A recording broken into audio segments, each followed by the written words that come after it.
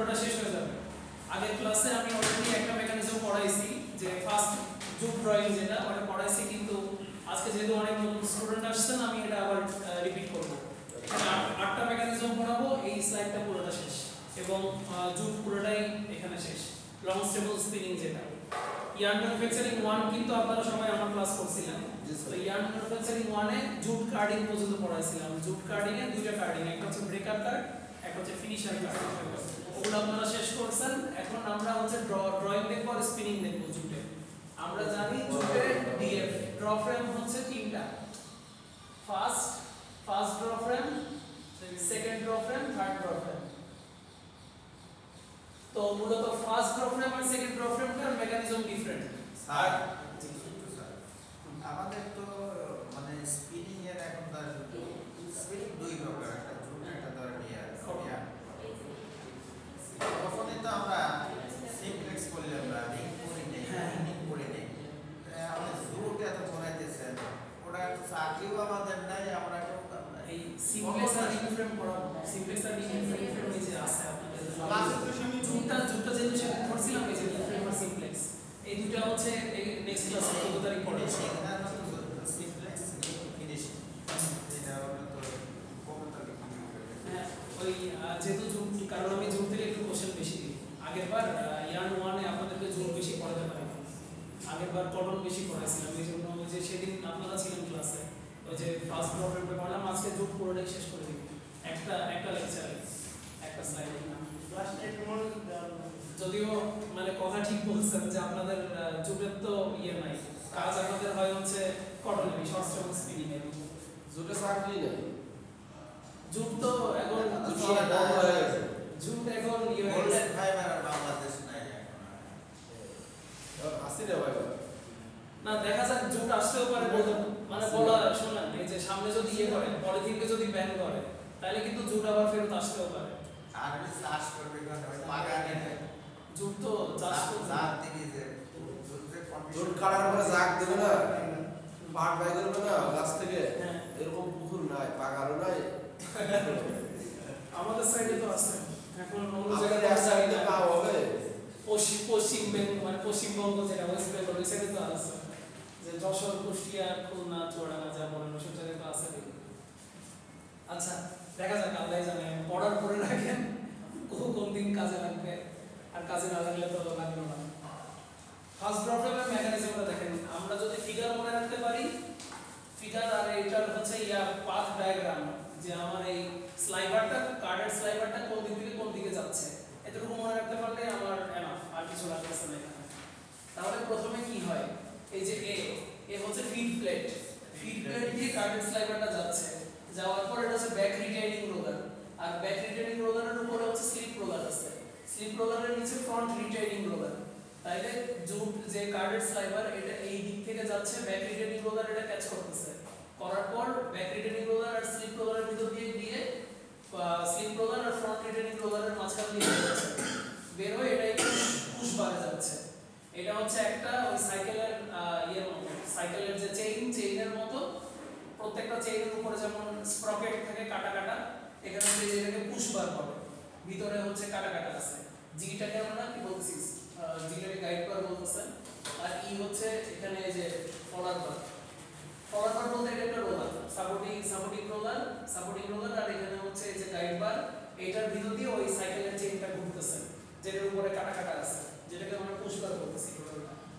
তো যাওয়ার পর এটার উপর দিয়ে কার্ডের স্লাইভারটা ড্রয়িংটা, এটার উপর দিয়ে মানে কার্ডের স্লাইভারটা কাটার উপর দিয়ে যাচ্ছে, যাইতে এই যে এই জায়গায় ড্রয়িং অ্যাকশনটা হচ্ছে জে আর এইচ কি, এই যে ফ্রন্ট প্রেসিং রোলার, আর এটা হচ্ছে front drawing roller. Front pressing roller আর ফ্রন্ট ড্রয়িং রোলারটা কি করতেছে, আপনার এই সাইডে জিনিসটা যে গতিতে যাচ্ছে, ধরেন পুশ বারের উপর দিয়ে যাচ্ছে 100 মিটার, হ্যাঁ 100 মিটার পার মিনিট এই স্পিডে যাচ্ছে, আর ওখানে গিয়ে যে এখানে যদি আমি ওই যেটা ড্রয়িং রোলারের স্পিড যদি বাড়ায় দিয়ে ওই মাইনুল যেটা বললো যে আমি ড্রাফট যদি 10 গুণ দিই, যে এটা 10 গুণ জোরে বেশি 10 গুণ জোরে ঘুরবে, ধরেন এটা আমি এখন এমন ভাবে স্পিড দিলাম যে 1000 মিটার প্রতি মিনিটে টানতেছে। কোন জায়গায় এই রোটারে এই জায়গা থেকে এই জায়গায় 10 গুণ স্পিড আমি বাড়াই দিছি, তাহলে কিন্তু আমার এখানে ফাইবার যেটা 1 মিটার থাকবে ওটা এখান থেকে বের হওয়ার সময় 10 মিটার হয়ে বের হবে। কোনো সন্দেহ আছে এটা নিয়ে? সন্দেহ নাই। কিন্তু এটাকে আমরা ওই যে পুশ বার টাইপ কেন বলতেছি, কারণ এটা হচ্ছে একটা ওই সাইকেলের চেইনের উপর দিয়ে যাচ্ছে যেখানে পুশ বার আছে, কাটা আছে, মানে হালকা কার্ডিং অ্যাকশন মতো হয়ে যাচ্ছে আর কি এখানে। এই জন্য এটা পুশ বার টাইপ মানে ড্রয়িং রোলার বা ড্র ফ্রেম। এবং এখান থেকে যাওয়ার পরে এই যে কে এল এখানে হচ্ছে ডাবলিং প্লেট আছে, গাইড প্লেট আছে, ডাবলিং প্লেট আছে, যে জায়গায় থিকনেস 3 প্লাস থাকবে এই ডাবলিং প্লেটের উপর দিয়ে যাবে, ওখানে এক্সট্রা কিছু ফাইবার নিয়ে ওটা ইউনিফর্ম হয়ে যাবে। আনইভেন যে ইয়ে ছিল থিকনেস 3 প্লাস ছিল ওটা ইভেন হয়ে যাবে। হওয়ার পরে তারপরে এখানে হচ্ছে এনআরএইচ এর প্রেসিং রোলার না, এটা ডেলিভারি রোলার। এনআরএইচ এগুলো হচ্ছে ডেলিভারি রোলার, ডেলিভারি রোলারের ভিতর দিয়ে যাচ্ছে, যাওয়ার পরে এখানে রোলে গিয়ে অ্যাটাচ হয়ে যাচ্ছে স্লাইডারটা। ফার্স্ট ড্র মানে ফার্স্ট ড্রয়িং এর পরে ড্রন স্লাইডারটা এখানে ওই ক্লথ রোল আর কি, রোল যেটা রোলে অ্যাটাচ হয়ে যাচ্ছে। প্রথম মেকানিজম শেষ। এবার আমরা 2 নম্বরটা দেখব, যেটা হচ্ছে সেকেন্ড ড্র ফ্রেম বা spiral type. Spiral type, spiral টাইপে কি হচ্ছে সেম জিনিস, আগে ফিগারটা দেখতে হবে। ফিগারটা দেখেন, এখানে আবার একটু ইয়ে হয়েছে, এখানে বাম সাইড থেকে ডান সাইডে আঁকা হয়েছে। এখানে ওই যে ফার্স্ট ড্রন স্লাইডার যেটা আসলে আমাদের পাশে দেখো আসছে আচ্ছা আর দেখো যাও স্যার চলে যাও। ড্রন স্লাইডারটা আবার আসলো, আসার পর একই রকম উপরে স্লিপ রোলার আছে, ব্যাক রিটেনিং রোলার আছে, ফ্রন্ট রিটেনিং রোলার। তার ভিতর দিয়ে যাচ্ছে এই যে ব্যাক রিটেনিং রোলার জিনিসটা রিসিভ করতেছে, স্লিপ রোলার আর ব্যাক রিটেনিং রোলারের মাঝখান দিয়ে গিয়ে স্লিপ রোলার আর ফ্রন্ট রিটেনিং রোলারের উপর দিয়ে যাচ্ছে, যাওয়ার পরে ফিড প্লেটের উপর দিয়ে যাচ্ছে। ও সরি, এই রিটেনিং রোলারগুলো সামনে, এটা হচ্ছে ফ্ল্যাটেড ফিড রোলার আর ড্র উপরেরটা তাহলে কি প্রেসিং রোলার। উপরের রোলারটা প্রেস করতেছে, এটা প্রেসিং রোলার, আর নিচে হচ্ছে ফ্ল্যাটেড ফিড রোলার। ফ্ল্যাটেড রোলার কাকে বলে আপনারা জানেন? ফ্ল্যাটেড রোলার খাঁজ কাটা, আপনাদেরকে ছবি দেখে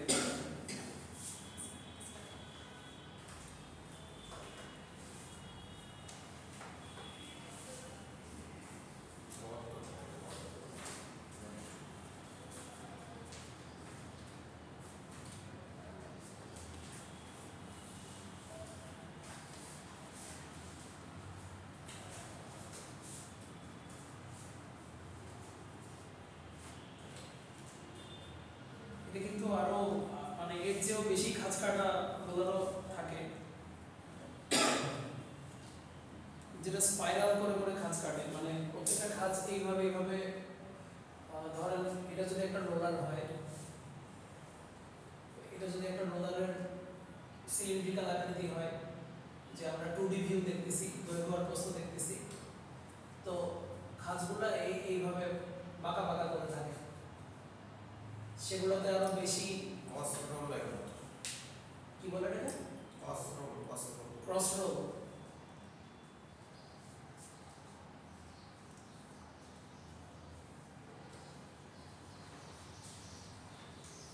এইটার ভিতরে কিন্তু আপনার মানে ফাইবারটা আরো বেশি, ড্রয়িংটা আরো ভালো হবে, এবং যদিও ফাইবার ড্যামেজ হওয়ার চান্স বেশি থাকে এই টাইপের ক্রস রোল যেটা। আর এটা দেখছেন স্ট্রেট রোল, এখানে সোজা সোজা খাঁজটা আছে আর কি, বুঝা যাচ্ছে ছবি? আচ্ছা, তো ফ্ল্যাটেড রোলারের ভিতর দিয়ে আমার ইনপুটটা ফিড রোলারের উপর দিয়ে যাচ্ছে, আগের বার same back retaining roller, slip roller, front retaining roller. এই ড্রন স্লাইডারটা এখানে প্রেসিং রোলার এবং হচ্ছে ফ্ল্যাটেড ফিড রোলার দিয়ে যেভাবে আসতেছে ঠিক ওইভাবে এখান দিয়ে যাচ্ছে ব্যাক রিটেনিং রোলার, স্লিপ রোলারের ভিতর দিয়ে এই কন্টাক্ট, এখানে কন্টাক্ট হচ্ছে, তারপর আবার এদিকে বের হচ্ছে। এখানে কি নাম্বার ডাবলিং এক সিঙ্গেল নাকি আপনি এই যে ডাবলিং এই জায়গায় হচ্ছে, ডাবলিং প্লেট, ডাবলিং না ডাবলিং এটা স্পাইরাল, এই জায়গায় স্পাইরাল হবে,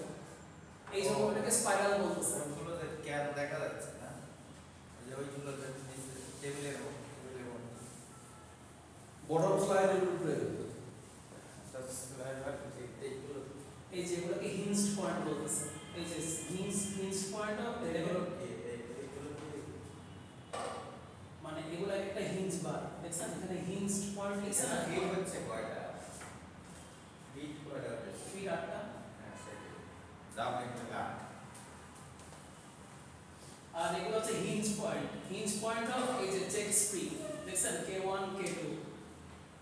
হিঞ্জ পয়েন্ট কাকে বলে হিঞ্জ পয়েন্ট হচ্ছে মিলিত স্থান মানে ব্যাপারটা আপনাদেরকে আপনারা কি দেখছেন মডিউলার একটু জটিল হয়ে যাবে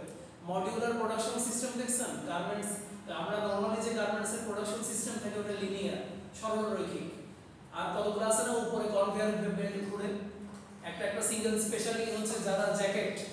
ওভেন আইটেম যেগুলোর এসএমবি অনেক বেশি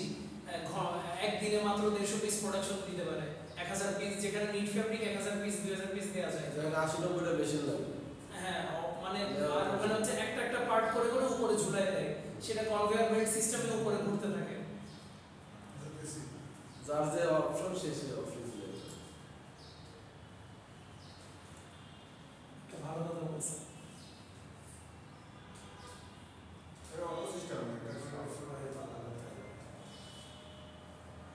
না মানে আমি অ্যাপারেল মেশিনের রোজগুলোটা বললাম নাকি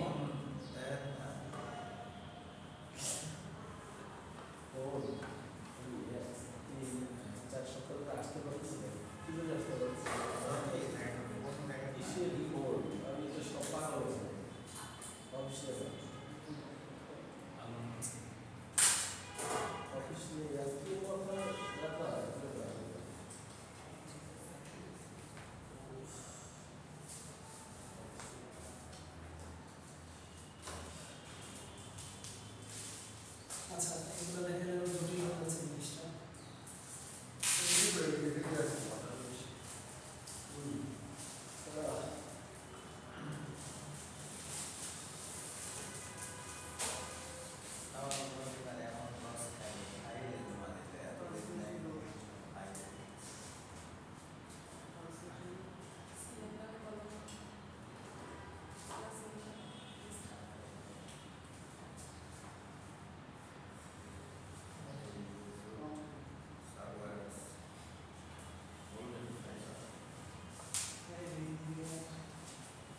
আপনাদের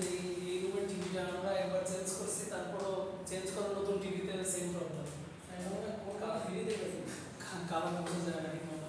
এই যে এখানে কিন্তু এই জিনিসটা একটু বুঝে যাচ্ছে আসলে এইসব আপনারা যেটা বলছেন ইন্ডাস্ট্রি অ্যাভেলেবল না তো এগুলোর ওরকম অ্যাকচুয়াল ছবিও পাওয়া যায় না ঠিকমতো এই এখানে যেমন একটু বুঝতে পারবেন জিনিসটা এই যে ক্যান থেকে কিন্তু যাচ্ছে জিনিসগুলো এটা কি এটা ড্র ফ্রেমের ছবি কিনা তাও বুঝতে পারবেন হ্যাঁ এই যে জুম ড্র ফ্রেমের ছবি এখান থেকে উপরে জিনিসগুলো যাচ্ছে গিয়ে তারপরে ওই স্পাইরালের ভিতরে ওটা ওই যে হিঞ্জ পয়েন্ট যেটা ফিগারে K1 টাকে কন্টেন্ট স্যার এক জায়গা পাচ্ছে না এই যে K1 K2 এইটা তারা হিঞ্জ পয়েন্টকে ওই যে 8টা যে স্লাইডার আসছে ওগুলোকে মিলিত করে ফেলতেছে একসাথে করে তারপরে হচ্ছে এই যে ড্রয়িং প্রেসিং রোলার এই জায়গায় আবার সেই আগের মতো ড্রয়িংটা হচ্ছে সবগুলোকে মিলিত করে এই ড্রয়িং প্রেসিং রোলারকে ড্র করে ফেলতেছে আটটা এক জায়গা যাচ্ছে সেই জায়গায় মিলে দেয় হ্যাঁ দুটো scanning roller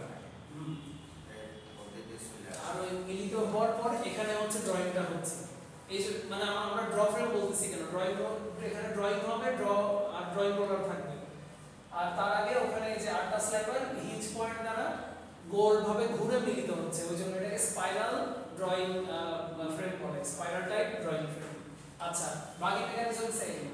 drawing pressing roller ভিতর দিয়ে আসতেছে থিক প্লেস কভার করার জন্য ডাবলিং প্লেট আছে ডাবলিং প্লেট থেকে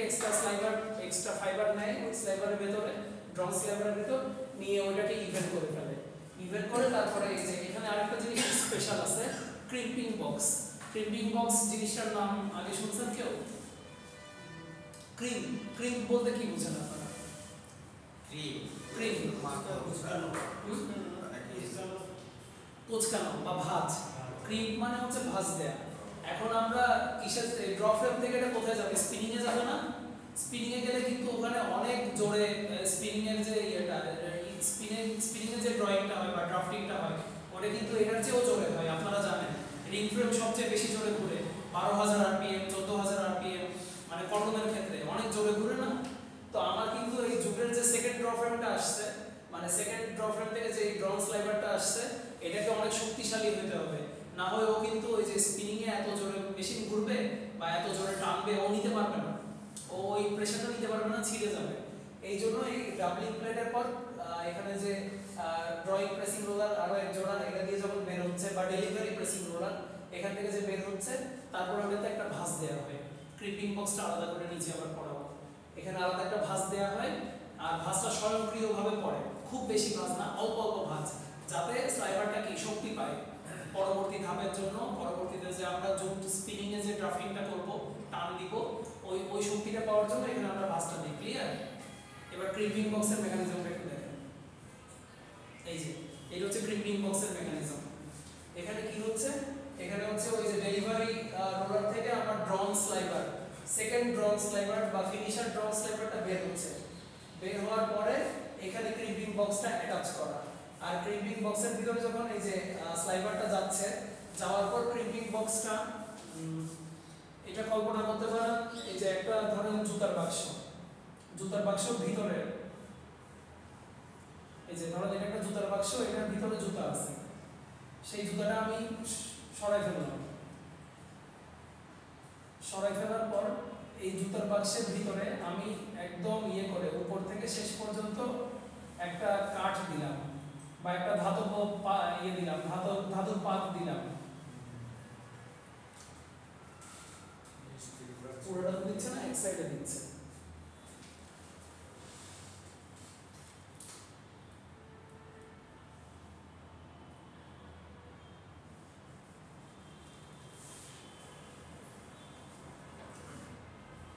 তো তারপর এই জায়গা দিয়ে যখন স্লাইভারটা ঢুকবে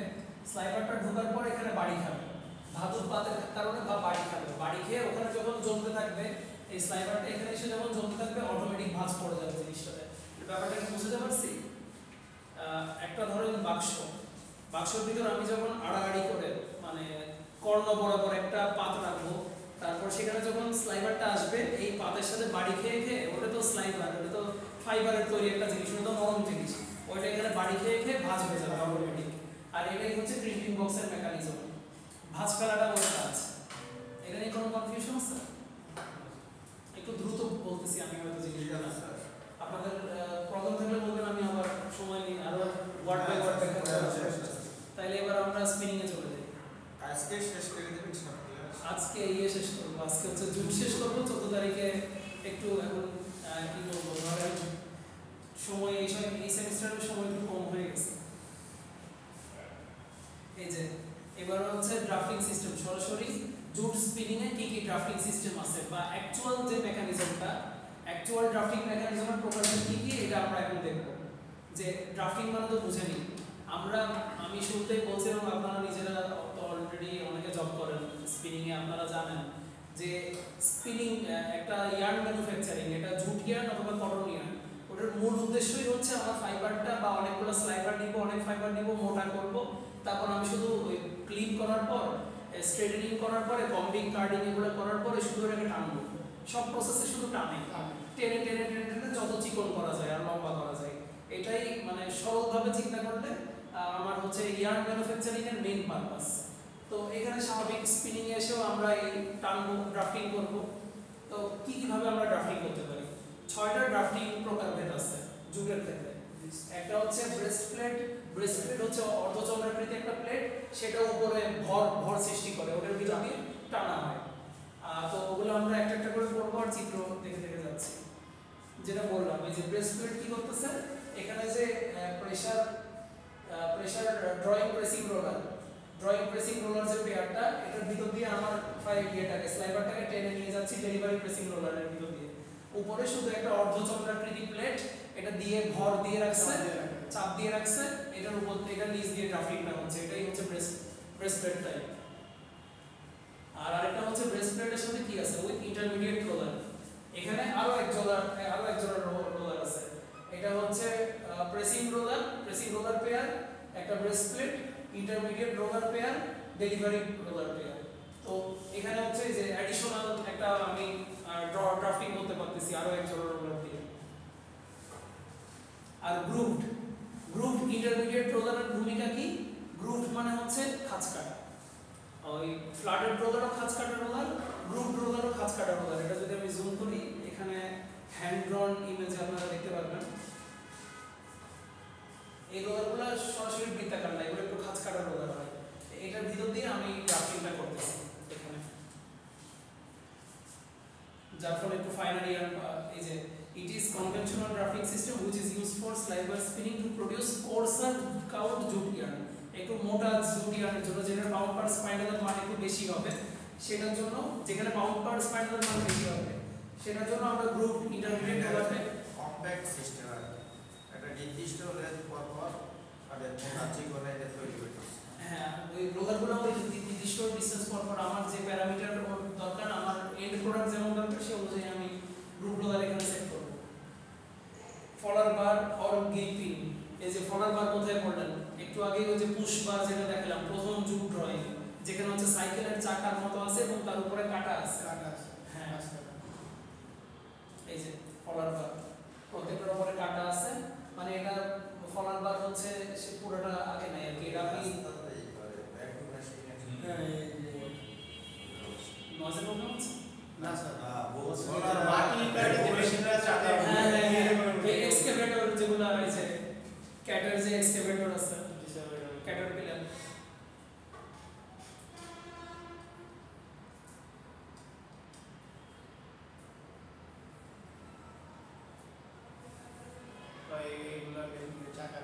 কনভেয়ার বেল্ট থাকে যেগুলোতে এই যে চাকাগুলো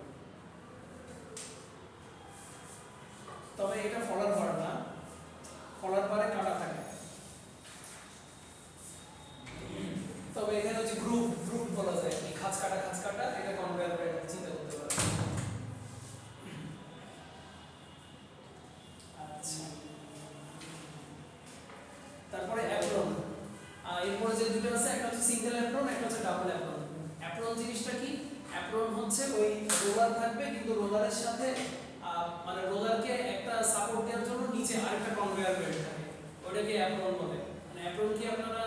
আগে থেকে চিনতেন অ্যাপ্রন জিনিসটা না আইডিয়া ছিল আইডিয়া নাই এটা রিপোর্টে এটা করতে স্লাইভার হবে পাস করে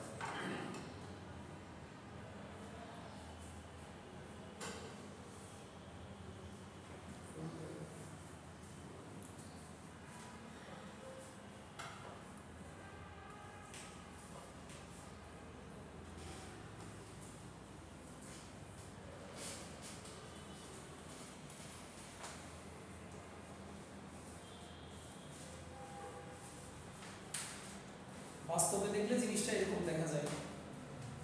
যে যে চাকাটা আছে চাকাটার উপরে একটা বেল্ট জড়ায় রাখছে হ্যাঁ আর এটা যদি চিত্র এমনি হাতে আঁকা চিত্র দিয়ে দেখতে চান তাহলে এই যে এরকম দেখছেন যে একটা এই যে রোলার সেই রোলারের উপর দিয়ে একটা হচ্ছে বেল্ট পরায় দেওয়া হয়েছে তো এই অ্যাপ্রন একটা হচ্ছে সিঙ্গেল অ্যাপ্রন আর একটা হচ্ছে ডাবল অ্যাপ্রন এই যে ডাবল অ্যাপ্রন এবং অ্যাপ্রনের পাশে একটা ডেড ওয়েট দেওয়া থাকে যাতে ওই অ্যাপ্রনটার উপর একটা ভর কাজ করে ওই ভর কাজ করার ফলে ওখানে একটু ড্রাফটিংটা বেশি হবে আর এই অ্যাপ্রন যেটা অ্যাপ্রন কি জন্য দেওয়া হয় আমার ইয়ার্নটার কোয়ালিটি যদি বেটার কোয়ালিটি আমি ইয়ার্ন নিতে চাই ইউনিফর্ম হবে এবং একটু ফাইনার ইয়ার্ন হবে অ্যাপ্রনের মূল কাজ কি অ্যাপ্রন হচ্ছে এই যে ড্রন স্লাইভারটা থেকে আমি ইয়ার্ন পাচ্ছি স্পিনিং এর মাধ্যমে এইটাকে সাপোর্ট দিতে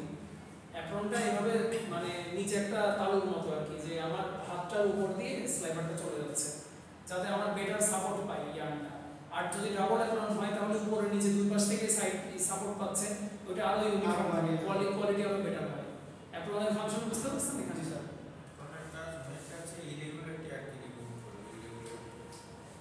ইরেগুলারিটি রিমুভ করে একটা বেটার কোয়ালিটি ইয়ার্ন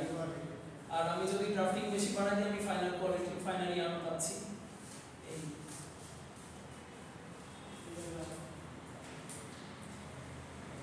দুই রাখতেছি আর এখানে টুইস্টিং মেকানিজমটা আমি হচ্ছে রিং ফ্রেমে পড়াবো ওখানে তো দুই টাইপের স্পিনিং হয় একটা হচ্ছে ফ্লায়ার বেসড আর হচ্ছে স্পিন্ডল বেসড তো টুইস্টিংটা আমি জুটে দিচ্ছি কারণ জুটে অলরেডি আপনাদের দেওয়ার মতো অনেক কিছু আছে 7-8টা মেকানিজম আছে আর এইটা তো দেয়া আছে এই পিডিএফ তো আপনাদের কাছে দেয়া আছে আপনাদের নিজেদের জানার জন্য একটু পড়ে নিতে পারেন জুট এখানে শেষ করে দিলাম জুট থেকে ন্যূনতম 2 সেট পাবেন 2.5 সেট পাবেন মানে 2 সেট পাবেন ধরে নেন আর কটন থেকে 2 সেট পাবেন আর এক সেট হচ্ছে জেনারেল